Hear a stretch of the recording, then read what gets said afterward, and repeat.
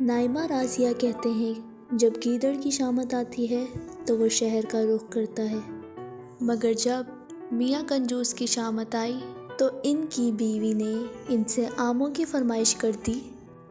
میاں کنجوس کا اصل نام حامد خان تھا، مگر محلے کا ہر چھوٹا بڑا کنجوسی کی وجہ سے ان کو میاں کنجوس کہتا تھا۔ خیر، میاں کنجوس نے فرمائش سن تو لی، پھر بہت ہمت کر کے اپنے صندوق میں سے کچھ پیسے نکالے اور بہت شان سے اپنی جیب میں رکھ کر بازار کا رخ کیا۔ سب سے پہلے ایک آم والے کے پاس پہنچے اور دام معلوم کیا تو پتہ چلا 150 روپے کلو۔ یہ سنتے ہی میاں کنجوس کانوں کو ہاتھ لگاتے ہوئے بولے، ارے بھائی، اتنے مہنگے، کچھ تو کم کرو۔ یہ سن کر آم والے نے جواب دیا، اس سے سستے لینے ہیں تو آگے جاؤ۔ میاں کنجوس فوراً آگے ہو لیے۔ آگے چل کر دام دریافت کرنے پر معلوم ہوا کہ آم 150 روپے ہی کلو ہیں۔ دام سن کر کنجوس میاں برا سا منہ بنا کر اس سے بولے، خدا کا خوف کرو، اتنے مہنگے آم بیچتے ہو، اتنا عمدہ مال سستا نہیں ملے گا۔ آم والے نے کہا۔ اب میاں کنجوس ایک اور آم والے کے پاس پہنچے۔ آموں کی حالت قابل دید تھی، پچکے، گلے سڑے، جن سے رس بہہ رہا تھا۔ ہزاروں کی تعداد میں مکھیاں بن بنا رہی تھیں۔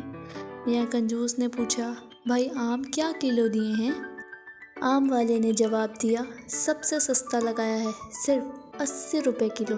میاں کنجوس غصے سے جھنجھلائے اور بولے، اتنے خراب آم 80 روپے کلو؟ آم والے نے کہا، بابو جی، اس سے سستا آم کہیں نہیں ملے گا۔ ہاں، آپ کو مفت چاہیے تو وہ سامنے کنویں پر آم کا درخت لگا ہوا ہے، وہاں سے توڑ لو۔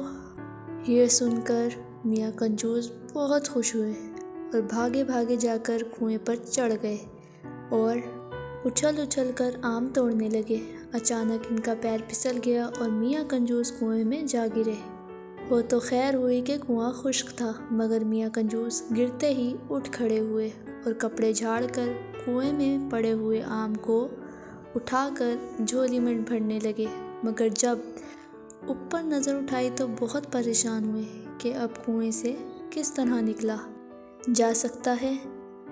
یہ خیال آتے ہی میاں کنجوس لگے چیخنے چلانے۔ اسی وقت ادھر سے ایک گھوڑا گاڑی والا گزرا۔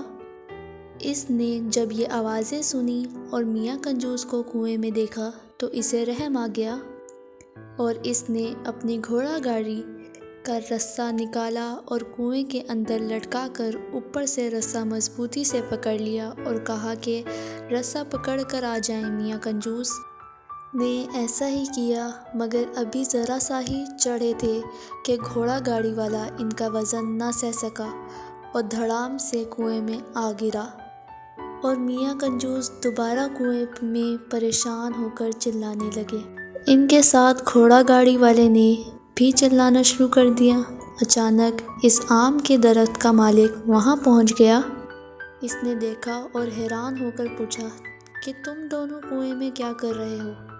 تب میاں کنجوس نے تمام بات اس آموں کے مالک کو بتائی۔ مالک نے کہا، اگر آپ مجھے 200 روپے دیں تو میں آپ کو نکال دوں گا۔ میاں کنجوس نے فوراً وعدہ کر لیا